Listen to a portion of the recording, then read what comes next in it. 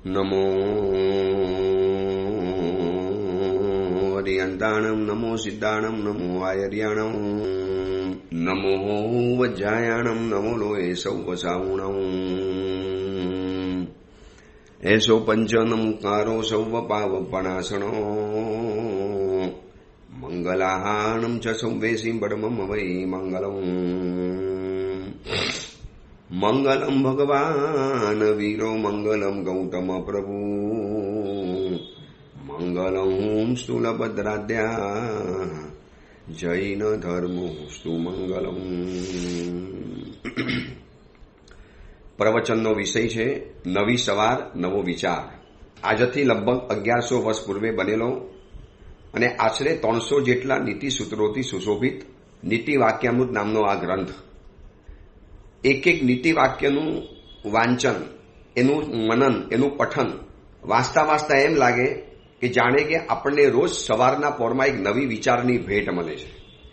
મેં પહેલા પણ કીધેલું, આજે પણ વારંવાર કહું છું કે વર્તમાન સમયની અંદરમાં વિચારોની ભેટ આપનારા વસ્તુઓ, વ્યક્તિઓ, વાતાવરણ, એવી મૂવી, એવા શો, એવા નાટક, એવી સિરિયલ, આ બધું જ લગભગ નામશેષ થવાની અંદરમાં આવ્યું છે. એટલા ઉલટા વિચારો મગજની અંદરમાં ઘુસાડનારા સિરિયલો બની, વેબ સિરીઝ બની, એટલી બધી બનતી ચાલી. એટલા બધા ખોટા વિચાર, ગંદા વિચાર, નકામા વિચાર. જ્યારે એ સમયની અંદરમાં 1100 વર્ષ પહેલા બનેલો ગ્રંથ પણ એમ લાગે કે જાણે આજે પણ એમના વિચારો જરૂરી છે. જાણે એમ લાગે કે આજના સમયને અનુલક્ષીને આ ગ્રંથ બનેલો છે.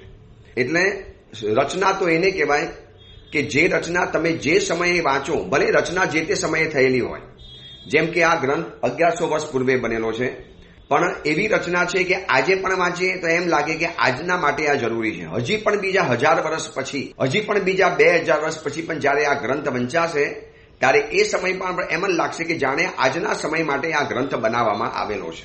આ એક ખરો વિચાર કહેવાય. જે વિચાર દરેક સમયની અંદરમાં પ્રસ્તુત લાગે, દરેક યુગની અંદરમાં જરૂરી લાગે, દરેક ક્ષણની અંદરમાં જે કામનો લાગે, એ વિચાર કહેવાય. અને આવા અદ્ભુત વિચારો આ ગ્રંથ દ્વારા આપણને મળતા જાય છે. એક એક નાનકડી ગાથા જેટલા, નાનકડી ગાથાના એક લાઈન જેટલા, એક વન લાઇનર કહેવાય એવા સરસ મજાના સંદેશાઓ આ ગ્રંથ દ્વારા જાણવા માટે મળે. ગઈકાલે આપણે જોયું સૂત્ર નંબર 84, જેની અંદરમાં આપણે વિવેકની વાત જોઈ. આમ જોવા જઈએ તો વિવેક ઉપર 4 પ્રવચન કરો તો પણ ઓછા લાગે. એટલી બધી વિવેકની વર્તમાન સમયની અંદરમાં જરૂરી છે. વસ્ત્રનો વિવેક આવે, પછી માતા પિતાનો વિવેક આવે, ભોજનનો વિવેક આવે, કયા સમયની અંદરમાં કોની સામે કયા વસ્ત્ર પહેરાય, કેવી રીતે પહેરાય, આ બધી જ બાબતો જે આપણે ગઈકાલે જોઈ. ઇનશોર્ટની અંદરમાં એટલું જોઈ લીધું કે નાનાઓ પાસે વિનય જોઈએ તો મોટાઓ પાસે વિવેક જોઈએ. બંનેને જરૂરી છે, વિનય વિવેક તો બંનેને જરૂરી છે, પરંતુ નાનાઓનો વિનય અને મોટી વ્યક્તિઓનો વિવેક, આ એક અપેક્ષાએ પણ આપણે જોઈ લીધો. હવે આજે 85 નંબરનું સૂત્ર છે, 85. એમાં વળી પાછો એક આપણને સવાલ પૂછે છે. જ્યાં કિમ શબ્દ આવે એટલે સમજી લેવાનું કે સંસ્કૃતની અંદરમાં એ ભાષામાં આ પ્રશ્નાર્થ વાક્ય છે. આપણને વળી પાછો એક સવાલ પૂછે છે, જાણે કે આપણો મત માગે છે. આપણને પૂછે છે કે કેમ ભાઈ આવું કરાય કે ન કરાય, આવું જ કરવું પડે ને, શું કરીએ એ સમયની અંદરમાં. જાણે એ મહાત્મા આપણી સાથે ડિબેટ કરે છે, આપણી સાથે ડાયરેક્ટ ટોકિંગ કરે છે. 85 નંબરનું સૂત્ર એ છે, ક્ષીરમ અપીબતો બાલસ્ય કિમ ન ક્રિયતે કપોલ હનનમ. ક્ષીરમ અપીબતો બાલસ્ય કિમ ન ક્રિયતે કપોલ હનનમ. કપોલ હનનમ એટલે ચપેટું, લાફો, થપ્પડ, જેને આપણે ગુજરાતીની અંદરમાં કહીએ એક થપ્પડ ઠોકી દીધી, એક ચપેટામાં લગા દિયા, એક ચાંટા લગા દિયા. તો અહીંયા એક મહાત્મા સવાલ પૂછે છે, ક્ષીરમ અપીબતો, દૂધ નહીં પીનારો બાલક, દૂધને નહીં પીનારા બાલકને શું કપોલ હનન ન કરવું જોઈએ? મતલબ એક માતા પિતા એવા છે કે જે બાલકને સમજાવીને થાકી ગયા, જે બાલકને પટાવીને થાકી ગયા. રીતસર કીધું, બેટા ક્ષીર પી લે, આ દૂધ પી લે, દૂધ પીવું જરૂરી છે, તારા માટે જરૂરી છે. એટલે ક્ષીરમ અપીવતો, દૂધ નહીં પીતારા બાલકને શું ક્યારે કપોલ હનન નહીં કરવાનું? શું થપ્પડ ન મારવી પડે? છેવટે માએ કંટાળીને એવી થપ્પડ મારી દીધી, એવો લાફો લગાવી દીધો અને પછી સીધો મીધો બની અને બાળકે ક્ષીર પીવાનું શરૂ કરી દીધું, દૂધ પીવાનું શરૂ કરી દીધું. આ એક મહાત્મા આપણને કહે છે કે એક દયાળુ માં, એક ચિંતિત માતા, એક કેરિંગ નેચરની મધર છે અને બાલક મિલ્ક નથી પીતો, બાલક દૂધ નથી પીતો. બાલક જ્યારે આ દૂધ ના પીવે તો આ ઉંમરની અંદરમાં એને દૂધ પીવું જરૂરી છે. એનું શરીરનું બંધારણ બને, એના શરીરના હાડકાં મજબૂત બને, હાડકાની અંદરમાં વિટામિન, કેલ્શિયમ વગેરે થાય, શરીર મજબૂત બને. હવે દૂધ નહીં પીનારો બાલક, ચલો મોટી ઉંમર થઈ ગઈ, દૂધ ન પીવે વાત બરોબર છે, પણ 5 વર્ષનો, 10 વર્ષનો, 11 વર્ષનો બાલક હોય અને દૂધ ન પીતો હોય, માં સમજાવીને થાકી ગઈ. છેવટે શું માએ એને કપોલહનન ન કરવું પડે? આપણને આ પૂછે છે, આપણે કહીએ સાહેબ બરોબર છે, મારવું જ પડે ને, વાત ન માને તો શું કરવાનું? એની હિતની વાત છે, એની કામની વાત છે, એની જરૂરી વાત છે. બસ આ વાક્ય બતાવીને આચાર્ય ભગવાન આપણને કઈ દૂધની વાત નથી બતાવતા. અહીંયા ક્ષીરમ એટલે ક્ષીરની સાથે એટલી બધી વસ્તુ જોડાયેલી છે જે આપણા માટે જરૂરી છે, જે પરભવ માટે જરૂરી છે, જે આ ભવ માટે જરૂરી છે, જે પરિવાર માટે જરૂરી છે, જે આપણા આત્માના હિત માટે જરૂરી છે, જે આપણા શરીરના સ્વાસ્થ્ય માટે જરૂરી છે, જે આપણા પરિવારની સુખાકારી માટે જરૂરી છે, જે પરિવારની સભ્યતા માટે જરૂરી છે, જે સમાજ અને સંઘની એક વ્યવસ્થા ખાતર પણ જરૂરી છે. આ બધી જ બાબતો ક્ષીરની અંદરમાં આવે. ક્ષીર એટલે જરૂરી તત્વ, જે કરવાનું હોય, જે કરવા જેવું હોય, જે કર્તવ્ય હોય, જેને જીવનની અંદરમાં એક ડ્યુટી તરીકે સ્થાન મળતું હોય. હવે આવી વસ્તુઓ બાલ એટલે કોઈ પણ સમાજનો વ્યક્તિ.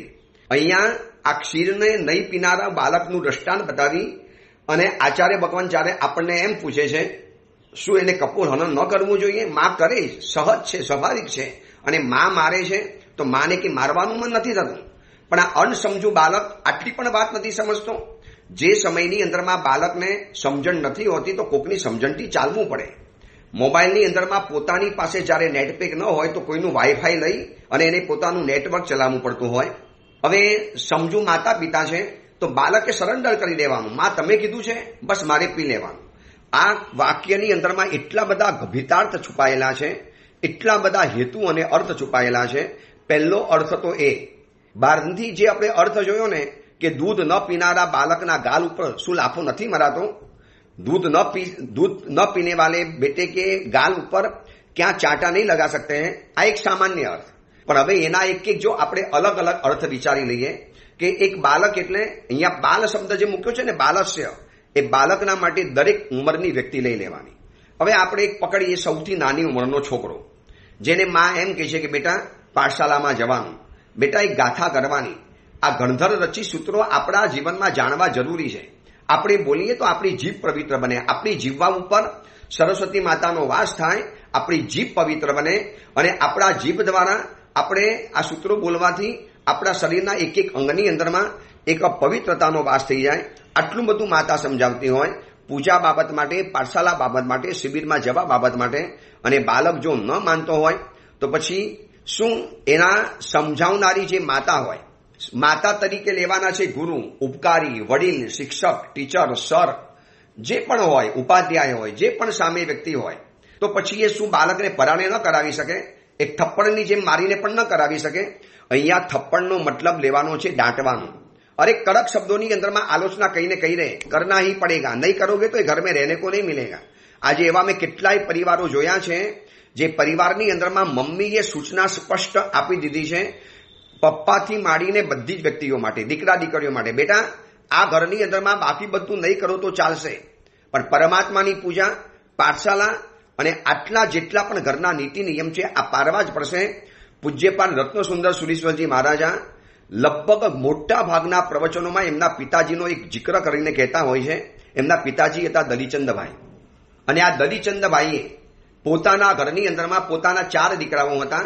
રજનીભાઈ એટલે રત્નસુંદર સુરી મહારાજ, એમના પ્રવીણભાઈ ભાઈ હતા. આવા બધા જે 4 ભાઈઓ હતા, 4 ભાઈઓ માટે કમ્પલસરી નિયમ હતો, આ ઘરમાં રહેવું હોય તો પરમાત્માની પૂજા અને રાત્રિ ભોજન સર્વથા બંધ રહેશે. હવે એ જમાનો નવો મુંબઈનો હતો, નવો ભોગવાદ ઉત્પન્ન થયેલો હતો.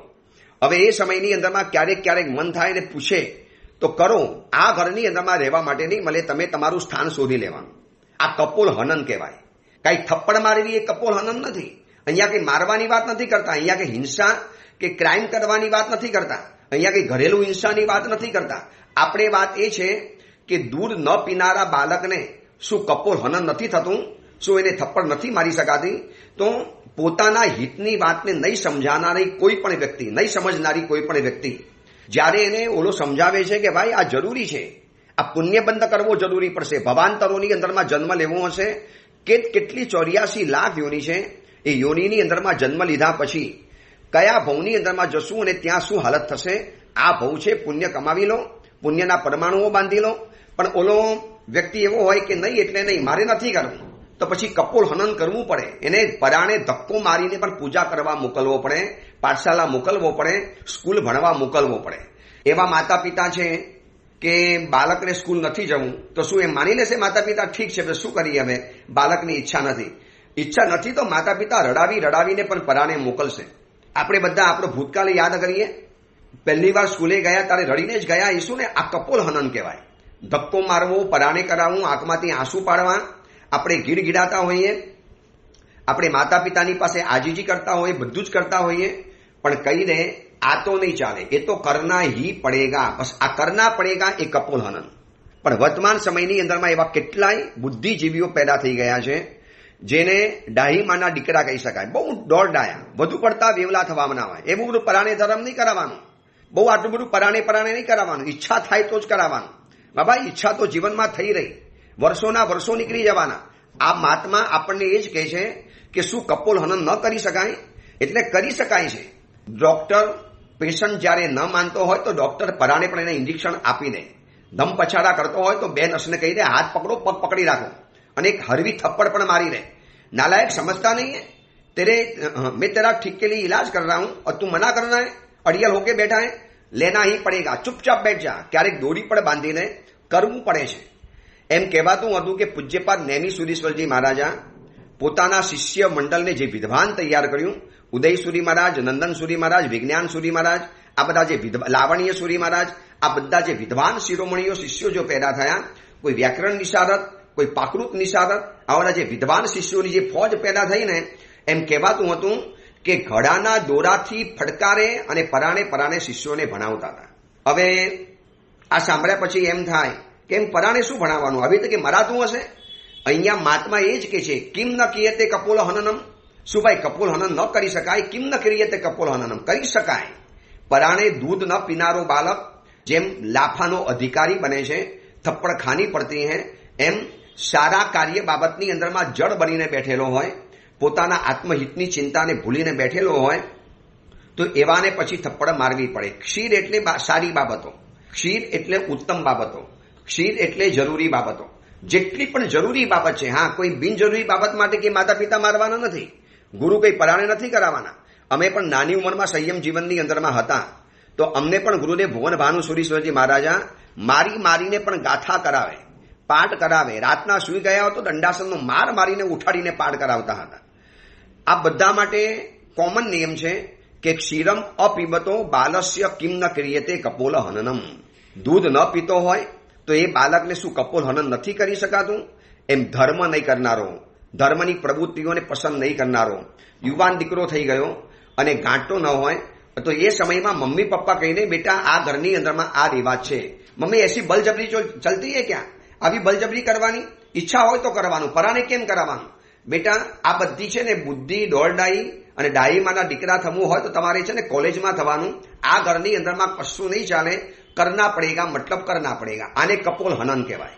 હું કહું એવા પરિવારો વર્તમાન સમયમાં જરૂરી છે. બનો આ જેટલા પણ ઓડિયો પ્રવચન સાંભળો છો એ બધા જ માતા પિતાઓને હાથ જોડીને કહું છું કે તમે જો પંપારીને ધર્મ કરાવવા જશો ને, દીકરા દીકરીઓ નહીં કરે. તમે આમ આજીજી કરીને, વિનંતી કરીને, અથવા તમે એની ઈચ્છા કર સમાચારી પૂછીને કે ભાઈ આ ઈચ્છા હે કરોગે, આપકો ઇતની ઈચ્છા હે, હેઝ યુ વિશ, આવી બધી વિશ કોઈ નહીં માની શકે. એ તમે એને પૂછવા માટે જાઓ ને હેઝ યુ વિશ, તો પછી એ બધું કશું જ ન માની શકે. એ તમારે એને પરાણે દંડો મારીને ધર્મ કરાવવો પડે. અને દંડો મારીને ધર્મ કરાવવાની વાત જાયજ છે, વેલિડ છે, કોઈ એમાં સ્વાર્થ નથી. શું માતા પિતાનો શું નિજી સ્વાર્થ છે? બાલક બાલિકા પૂજા કરવા જાય, ગુરુવંદન કરવા જાય, ગુરુ ભગવાન પાસે જાય, એમાં માતા પિતાનો નિહિત સ્વાર્થ શું છે? માતા પિતા કઈ પૂજા કરશે તો ફાયદો તો બાલકને થવાનો છે. માતા પિતાને શું પેટ ભરાવાનું? જો ખાएगा उनका पेट भरेगा, जो धर्म करશે એને પુણ્ય બંધાશે. પણ એક માતા પિતા સમજે છે કે અમારી પાસે આવેલો બાલક છે, એના ભવિષ્યની ચિંતા અમે નહીં કરીએ તો કોણ કરશે? એવા સમયમાં બાલક ન ઈચ્છે તો પરાણે કરાવો, ભલે રડે, ભલે વિસઈ જાય, ભલે 2 દિવસ ખાધા પીધા વગર રહે. અમે પણ એવું જ કરતા હતા નાની ઉંમરમાં. 9 વર્ષે દીક્ષા લીધેલી, ગુરુદેવ ભુવન ભાનુસીમાં ક્યારે કડક થાય તો રિસાઈ જઈએ, ન બોલીએ. તો ગુરુદેવોને ઘણા કહેવા માટે આવે કે સાહેબ વો છોટા બાલ મુનિ રૂઢ કર બેઠા હે, આજ ગોચી પે નહીં વાપરે તો નહીં વાપરે. આ નિયમ એટલે નિયમ છે, એને વાપરવી હોય તો ગાથા કરવી પડશે. ગાથા કર્યા વગર ગોચી પાણી નહીં મળે. ઇતના સ્વાધ્યાય તો મુझे चाहिए, ગાયે चाहिए. આજે આ પરાણે કરાયું તો આજે આ સારી જગ્યામાં બેઠેલા છીએ. બાકી જો ઈચ્છા કર સમાચારી વાપરવા ગયા હોત ને કે બેટા ઈચ્છા हो तो करना, आपकी विश हो तो करना, अगर आप चाहे तो करना, आपको अनुकूलता हो तो करना, बेटा करने जैसा है, आपकी मर्जी हो तो करना. એ મરજી મરજી ન ચાલી શકે, મરજી નહીં અરજી નહીં. અહીંયા તો પહેલા આવેદન, પછી નિવેદન અને પછી દે ધનાધન. આ એક નિયમ રાખવાનો ધર્મના ક્ષેત્રની અંદરમાં, સાદા ક્ષેત્રમાં, ઉત્તમ ક્ષેત્રમાં. એટલે ખાલી ધર્મની વાત નથી કરતો, બધી જ બાબતોમાં જે ઉત્તમ બાબત છે, જરૂરી બાબત છે, યોગ્ય બાબત છે, ઉચિત બાબત છે, જે કર્તવ્ય છે, જે ડ્યુટી છે, જે ફરજ છે, એ બધી જ બાબતોની અંદરમાં પહેલા આવેદન, પહેલા એને સમજાવવાનું બેટા કબ પૂજા શરૂ કરોગે, પછી નિવેદન અને પછી ન માને તો દે ધનાધન. પછી એ તમારે ધનાધન કરવું પડે. બસ તો આ એક ધર્મના ક્ષેત્રનો નિયમ છે. અને અમારા સાધુ જીવનની અગર જો વાત કરીએ ને તો અમારા સાધુઓને અમારા સાધુ જીવનની અંદરમાં પણ ઉન્માર્ગે જતા અટકાવવા માટે અને સન્માર્ગ ઉપર સ્થાપિત કરવા માટે અમારા માટે પણ 4 નિયમ બનાવેલા છે. સાધુ ઉન્માર્ગે ન ચાલ્યો જાય અને સન્માર્ગે સ્થિર રહી શકે એના માટેના પણ અમારા માટેના 4 નીતિ નિયમ બનાવ્યા છે. હું તમને કહું, આ નીતિ નિયમ દરેક ઘરની અંદરમાં જે અમારી સામાચારીમાં આવે છે, આ અમારી સાધુ જીવનની સામાચારી છે. ઈચ્છાકાળ સામાચારી, તથાકાળ સામાચારી, મિચ્છાકાળ સામાચારી, આવી જે અમારી સામાચારી છે એમાં એક વાત આવે છે, 4 રીતે સાધુને સમજાવી શકાય એવી રીતે દરેક વ્યક્તિને બાબત છે. આ સાધુ માટે બાબત છે એમ નહીં, ખાલી સમણ સમણી ભગવંતો માટે છે એમ નહીં. દરેક જગ્યાની અંદર પહેલા જગ્યામાં આવે છે સારણા. સારણાનો મતલબ છે એને સ્મરણ કરાવવું. ભાઈ આજે તું પ્રતિક્રમણ કરવાનું ભૂલી ગયો છે, આજે તું માથું કરીને આવ્યો, ઈરિયા કરવાનું ભૂલી ગયો. आज तू बाहर जाकर आया, इरिया वैया करना भूल गया, आज तू दंड का कल्याण करना भूल गया. આ એક સારણા સ્મરણ કરાવું. એમ દીકરાને પણ માતા પિતા પહેલા ખાલી બહુ પ્રેમાળ શબ્દમાં, એકદમ આત્મીય ભાવે, વાલ ભર્યા શબ્દોમાં બેટાને સમજાવે કે બેટા आज पूजा नहीं करी है आपने, बेटा आज आप मंदिर नहीं गए सुबह सुबह, बेटा आज आप पाठशाला नहीं गए, आपको बेटा ऐसा नहीं करना चाहिए, जाना चाहिए, बेटा हमारे लिए जरूरी है. फिर मम्मी बेटा मन नहीं होता है तो फिर भी जाना चाहिए, एक दवाई समझ के करो, भले जरूरी नहीं है मगर अपने आत्महित के लिए जरूरी है. पिछले भाव में कराए तो इस भाव में मिला है, आने वाले भाव में चाहिए तो यहाँ पे करना पड़ेगा. बस आओ एक प्रेमार लिहाज, બહુ પ્રેમાર વર્તન રીતે એકદમ માતા પિતાનો પ્રેમ ભરા વ્યવહારથી સારણા એટલે સ્મરણ કરાવે, એને યાદ કરાવે કે ભૈયા એ તું ભૂલ ગયા હે, તારે આટલું કરવું પડશે. જોજો આ પહેલો સ્ટેપ છે, ડાયરેક્ટ એ કપોલ હનન નથી કરવાનું. આ તો લાસ્ટ બાબત છે. ક્ષીર પીવતો જ નથી, પીવાની આનાકાની કરે, મોડું મચકોડી નાખે. માં બચારી કટોરો લઈને ઊભી છે, દૂધ છે, કેસર ભર્યું છે, મિશ્રી ભર્યું છે, બદામ, કસ્તુરી, ઇલાયચી અને બધું જ નાખેલું છે. અને આવું દૂધ પણ નથી પીવું, નખરા કરે, ના પાડે, પીવાની અંદરમાં આનાકાની કરે.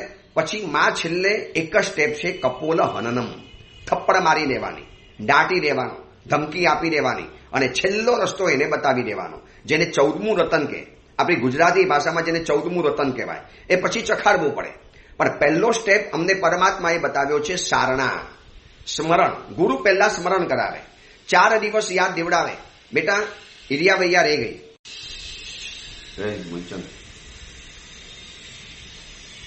मुलचंद उसको बोलने कि 10 मिनट बंद कर, 10 मिनट यानी कि एग्जैक्ट 10 मिनट. हम तुझे बोलेंगे 10 मिनट के बाद बोलते हैं, हम तुझे बोले 10 मिनट के बाद तुरंत बोलते हैं तुझे.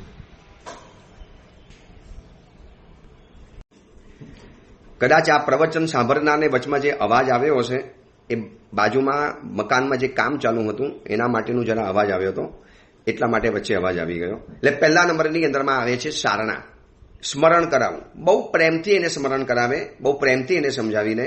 બીજા નંબરમાં આવે છે વારણા. પછી સારણાથી પણ જ્યારે ન સુધરે ને, હવે સ્મરણ કરાવ્યું, પ્રેમથી કીધું, પછી તો માણસ સમજી જવું જોઈએ કે ભાઈ મારી ભૂલ છે છતાં પણ ગુરુ મને પ્રેમથી યાદ કરાવે છે ને ક્યાં થપ્પડ મારે છે, ક્યાં મને કડક શબ્દોમાં કહે છે. ભાઈ ખાનદાની હોય તો એને એ ભૂલ સુધારી દેવી પડે. હવે એ માનવા તૈયાર ન હોય, સ્મરણ કરાવવા છતાં પણ પાછો ન ફરે, એ ભૂલ પાછી રિપીટ કરે, તો બીજા નંબરમાં આવે છે વારણા. વારણાનો મતલબ છે થોડોક બલ પ્રયોગ, થોડુંક વધારે, થોડાક શબ્દોની અંદરમાં હવે કડકાઈ ઉમેરે. ભૈયા બોલા था ने तुझे, कितनी बार तुझे बताने का, कितनी बार तुझे कहने का, कितनी बार समझाने का, क्या समझते नहीं हो? क्या छोटे बच्चे थोड़ी हो, बड़े हो, આત્મસંયમ માટે આવ્યા છો અને આત્મહિત માટે આવ્યા છો, તો આમ પ્રમાદ કર્યા કરવાનું? તમને કેટલી વાર કીધું બપોરે નહીં સુવાનું એટલે નહીં સુવાનું, હવે સુવાનું નથી. આ શબ્દોમાં થોડીક કડકાઈ આવી ગઈ. સારણાથી જે ન સમજે એના માટે વારણા છે. વારણાની અંદરમાં સારણામાં બિલકુલ પ્રેમ, શબ્દો શાંત, મધુર અને સ્નેહાર શબ્દો, એકદમ શાંત મિજાજ. વારણાની અંદરમાં એ શબ્દોની અંદરમાં કડકાઈ આવી ગઈ, થોડોક આદેશ આવી ગયો, થોડુંક એક વિધાન વાક્ય આવી ગયું અને થોડીક એક કડકાઈ પણ બતાવી દીધી, જાણે કે એક ચીમકી આપી દીધી, અબ દુબારા ઇસસે આગે નહીં હોના ચાહીએ. હવે માનો કોઈક જીવો એવા છે, સારણા કરી પણ ન સુધર્યા, વારણા કરી તો પણ ન સુધર્યા, તો ત્રીજા નંબરની અંદરમાં આવે છે ચોયણા. ચોયણા એટલે વધુ પડતા કડક શબ્દો, રીતસરના કખડાવી નાખે બધાની વચની અંદરમાં. પછી ગુરુ શરમ ન રાખે, ભૈયા इतनी बार बोला है फिर भी आप नहीं समझते हो, करना है कि नहीं करना है, या रहना है कि नहीं रहना है, ये बंद करना है कि नहीं करना है, फिर मुझे आपका रस्ता बताना पड़ेगा. આવું સ્પષ્ટ વાત. હવે એ સમયની અંદરમાં શું ગુરુ આવું કહીને ભાઈ સારણા અને વારણા કર્યા પછી ચોયણા આવે છે. ડાયરેક્ટ ચોયણામાં નથી જવાનું. આ પરમાત્મા મહાવીરે બતાવેલી સાધુ જીવનની સ્પષ્ટ સામાચારી અને બધાના માટે આ એક સરખી સામાચારી છે. સમુદાય ભલે ભિન્ન ભિન્ન હોય, બધા સમુદાય માટે આ એક સરખી સામાચારી છે. તમે કોઈ પણ મહાત્માને પૂછજો, સારણા વારણા ચોયણા સાહેબ શું છે, કે છે ભાઈ અમારી સાધુ જીવનની સામાચારી, શિષ્યને સમજાવવાની સિસ્ટમ, રીત. અમને ભગવાન જે સિસ્ટમ સમજાવીને ગયા એ સિસ્ટમ પ્રમાણે અમારે ફોલો કરવાનું છે. શાંત શબ્દોમાં, પ્રેમાળ શબ્દોમાં કહેવું એને સારણા કહેવાય. પછી સ્મરણ કરાવવા છતાં પણ પાછો ન ફરે એને વારણા કહેવાય.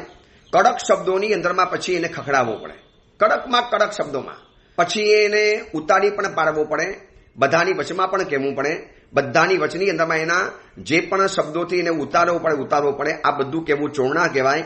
એનાથી પણ જો ન અડકે, એનાથી પણ ન અડક્યા, ઘણા એવા અનાડી હોય, ન અડક્યા, તો છેલ્લે આવે છે પ્રતિચોયણા. પ્રતિચોયણા એટલે જેને શાસ્ત્રીય ભાષામાં પડી ચોયણા કહેવાય. પડી ચોયણા, સંસ્કૃતમાં જેને પ્રતિચોયણા કહેવાય. લાફો પણ મારે, બલ પ્રયોગ પણ કરે, શસ્ત્ર પણ ઉગામે, એને કાઢી પણ મૂકે, સમુદાયમાંથી પણ કાઢી મૂકે, કદાચ એના વસ્ત્રો પણ પાછા લઈ લે, એની દીક્ષા પણ પાછી લઈ લે, એની પાસેથી બધું જ પાછું લઈ લે. આને કહેવાય છે પ્રતિચોયણા. બસ આ લાસ્ટ રસ્તો છે. તો અહીંયા મહાત્મા એ જ કહે છે, આ કપોલ હનનમ એટલે ચોયણા કે પડી ચોયણા કહેવાય. હવે કપોલ હનન તો કરવું જ પડે. હવે જીવો સીધી રીતે સુધારવાના ન હોય, સીધી રીતે વાત ન માનવાના હોય, જો જળ એવા લાકડાને પણ સંસ્કારિત બનાવવું હોય, જો એને ફર્નિચરમાં કન્વર્ટ કરવું હોય, તો એની ઉપર કેટલા બધા સુથારકામ, સમારકામ, કેટલી બધી કરવતને મશીનમાંથી એને પસાર કરવું પડે છે.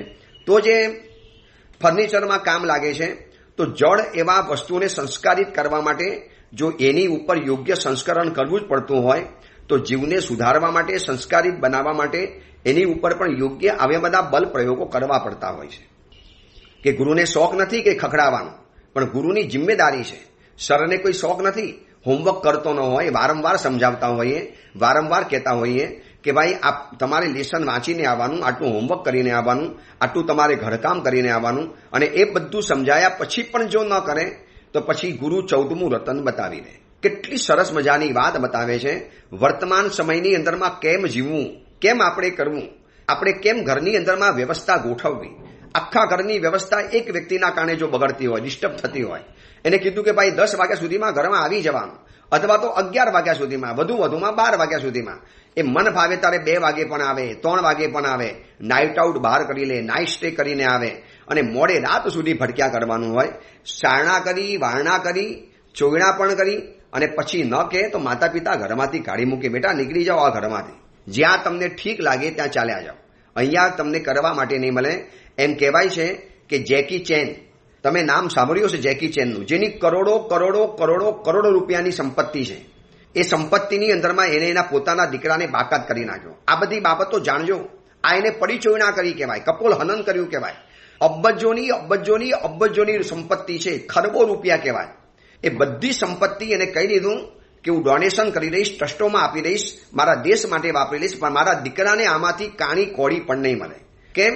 દીકરો બાત માનવા તૈયાર નથી, ઉદ્ધત છે, પિતાનો વિનય નથી કરતો, વ્યસનોમાં ચકચૂર છે, ડ્રગ્સ વગેરે પીવે છે, છોકરીઓ સાથે ફરે છે, એની સાથે ગંદા ધંધા કરે છે, જેને સંસ્કારિત નથી રહેવું.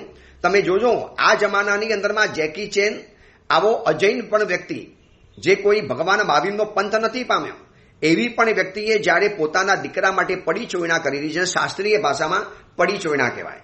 કરોડો રૂપિયાની સંપત્તિમાંથી પોતાના દીકરાને ગેટ આઉટ કરી દીધું, બાકઆઉટ કરી નાખ્યો, વ્હીલ બનાવી દીધું કે મારા મર્યા પછી એક કાણી કોડી પણ મારા બેટાને નહીં મળવી જોઈએ, એ કમાઈ લેશે પોતાની રીતે. જ્યારે બાપના રસ્તે નથી ચાલવું, એના પિતાજી ડ્રગ્સના પ્રતિબંધ માટે વ્યવસ્થા કરે છે. જેટલા પણ ડ્રગ્સના બંધાણીઓ છે એને સુધારવા માટેની સ્કૂલો ચલાવે છે, અને એનો જ દીકરો ડ્રગ્સ લે છે, એનો જ દીકરો આવા બધા ચરસ અને ગાંજાની અંદરમાં ફસાયેલો છે. તો બાપે કહી દીધું, બેટા કાં સુધરી જાઓ અને કાં સંપત્તિમાંથી બાકાત થઈ જાઓ. પહેલા સારણા કરી, પછી વારણા કરી, પછી ચોયણા કરી, છેલ્લે ન માન્યો તો જાહેરની અંદરમાં, આ તો જગ જાહેર છે, તપાસ કરી લેજો ગૂગલની અંદરમાં, તમને તમારા મોબાઈલની દુનિયામાંથી આ વસ્તુ મળી જશે. મેં તો પેપર અને પુસ્તકોની અંદરમાં વાંચ્યું કે જેકી ચેને પોતાના દીકરાને અબજો રૂપિયાની સંપત્તિમાંથી ગેટ આઉટ કરી દીધો, બાકાત કરી દીધો, રદબાતલ કરી દીધો. કેમ? બસ દીકરો માનવા તૈયાર નથી. માટે આ શું કર્યું ખબર છે? કપોલ હનનમ. આવા સબક શીખવવા પડે. આવી બધી ચીમકીઓ અને ધમકીઓ ઘરમાં આપવી પડે. એ ખોટી નથી. તમે બાળકના ભવિષ્ય માટે કરો છો, કે શોખ માટે નથી કરતા. બાળકના ભવિષ્યને સુધારવા માટે કરીએ છીએ. આજે ઘણા સમુદાયમાંથી ઘણા મુનિ ભગવંતોને સમુદાયમાંથી બહાર કરવામાં આવે. આજે આવતીકાલે મને પણ કરી લે. હું સમુદાયની નીતિ નિયમ ન માનું, સમુદાયની વ્યવસ્થા ન સાચવું, સમુદાયની પરંપરામાં સાથ ન નિભાવું, સમુદાયના નીતિ નિયમથી વિરુદ્ધ વર્તન કરું, તો મને પણ મારો સમુદાય કહીને ભાઈ શું કરવું છે, તમને એક ચાન્સ આપીએ સુધારવા માટેનો. જો તમારે સુધરવું નથી તો પછી તમે બાકાત છો, તમે આ સમુદાયની અંદરમાં નહીં રહી શકો. પછી હું આચાર્ય હોઉં તો પણ શરમ ન રાખે, પ્રવચનકાર હોઉં તો પણ શરમ ન રાખે, પદવીધર હોઉં તો પણ શરમ ન રાખે. નિયમ એટલે નિયમ છે. તમે આમાંથી બાકાત થઈ ગયા. બસ આ સૂત્ર વર્તમાન સમયની અંદરમાં દરેક પરિવારને, દરેક રાજકીય પક્ષોમાં પણ આ જ નિયમ ચાલે છે. પહેલા શિસ્ત ભંગ કરે તો એને પહેલા નોટિસ ફટકારે, ભાઈ આ તમે આવું કર્યું છે, શું કારણ? અમને શોકેજ નોટિસ બતાવો, કારણ દર્શક નોટિસ બતાવે કે ભાઈ કારણ બતાવો, તમારે આવું કેમ કરવું પડ્યું. પછી ઓલો કારણ જાયજ બતાવે તો માફ કરી દે, પણ ઓલો કારણ ન બતાવે, ગાંઠે નહીં, વાત જ માનવા તૈયાર ન થાય, તો એને પક્ષમાંથી પછી સભ્ય પદેનું રદબાતલ કરી દે, એને બહાર કાઢી મૂકે. જૂના સમયની અંદરમાં એવો રિવાજ હતો કે જૈન સંઘમાંથી બહાર કાઢી મૂકવાનો, બહિષ્કૃત કરી દેવાનો. આજે તો એ રિવાજો હવે લગભગ બંધ થઈ ગયા, પણ જૂના કાળમાં એવા નિયમ હતા કે રાખ લે, ભસ્મ લે, એના મસ્તક ઉપર નાખે અને કહીને તમે આજથી જૈન સંઘમાંથી બહાર. તમારે જો જૈન સંઘના નિયમ નથી પાડવા. હવે આ તો રિવાજ આજે રહ્યો નથી. ક્યાં રિવાજ પરાય છે બતાવો તો ખરા. લગ્નના સમારંભ, પછી બર્થડે પાર્ટીઓ હોય, સંસારના એક એક સમારંભની અંદરમાં, એક એક વ્યવહારોની અંદરમાં જીનાકન્યા સાથેના હોવા જોઈએ. પરમાત્માની આજ્ઞાથી પરિપ્લાવિત એક એક પ્રસંગો બનાવવા જોઈએ, પણ બધા જ નીતિ નિયમ નેવે મુકાઈ જાય. બધા જ નીતિ નિયમ લોન ઉપર ચાલે, અભક્ષના ભોજન ચાલે, નોનવેજ ચાલે, શરાબના પાન ચાલે, તિથિઓના દિવસે લગ્નો થાય અને નગ્ન નાચ થાય, ભયંકરમાં ભયંકર કક્ષાના અને બીભત્સમાં બીભત્સ કાર્યો થાય. આ બધું જ થાય, પણ કોઈ જૈન સંઘને બહાર થોડું મૂકી શકે છે? બધા છિન્ન ભિન્ન છે, બધા જ એકતા વગરના છે, બધા તૂટેલા વિખરાયેલા છે અને બધા જ બટાઈ ગયેલા છે. યોગી સાહેબ કહેતા હતા ને, બટેંગે તો કટેંગે. બસ આ જ હાલત થઈ છે. એવા વહેંચાઈ ગયા છે તિથિમાં, પક્ષમાં, ગચ્છમાં, સમુદાયમાં અને સામાચારીઓની અંદરમાં, કે આવી જીન શાસનની પરંપરાઓ છડે આમ તૂટે છે, પણ કોઈ કોઈને કહી નથી શકતું. ચલો આપણે તો વ્યક્તિગત નક્કી કરીએ કે ક્ષીરમ અપીબતો બાલસ્ય કિમ ન ક્રિયતે કપોલ હનનમ. ક્ષીર ન પીનારા બાળકને શું કપોલ હનન ન કરવું જોઈએ? એમ ઉત્તમ કાર્ય, સારું કાર્ય, જરૂરી કાર્ય, આત્મહિત માટેનું કાર્ય જ્યારે વ્યક્તિ સ્વીકારવા તૈયાર ન થતો હોય તો શું બળજબરી નહીં કરવાની? પૂજા પરાને નહીં કરાવવાની, પાઠશાલા પરાને નહીં મોકલવાનું, સ્કૂલે પરાને નહીં મોકલવાનું, એને સભ્ય સારો પરાને નહીં બનાવવાનું, એની ઉત્તમતા એને શું પરાને નહીં શીખવાડવાની, એના જીવનની અંદરમાં જરૂરી તત્વો શું રડાવીને પણ નહીં શીખવાડી દેવાના? શીખવાડવા પડે. કપોલ હનન કરવું જ પડે. પહેલા પ્રેમથી સમજાવ્યા પછી ન માને તો છેલ્લે આ જ રસ્તો બચે છે. બસ આ વાતને ખૂબ ગંભીરતાથી વિચારવા જેવી છે. એક એક સૂત્રો એવા છે કે એક એક ઘરની અંદરમાં આ પહોંચાડવા જેવા છે. ખાસ બધાને કહું છું, પ્રવચન સાંભળનારાઓને, કે જેમ કુવલીમાલા ગ્રંથ પણ એક જરૂરી હતો, એવી જ રીતે આપણા ગ્રંથની અંદરમાં કેટલી બધી પાયાની વાતો, પરિવારની વાતો, સમાજની વાતો, કેટલી બધી જરૂરી વાતો સમજાવે છે. એ અંગેની બીજી વિશેષ વાત આપણે આવતીકાલે કરીશું. એ જ મંગલ કામના, મંગલ ભાવના. જીનાગના વિરુદ્ધ કાંઈ પણ બોલાયું હોય તો મિચ્છામી દુક્કડમ.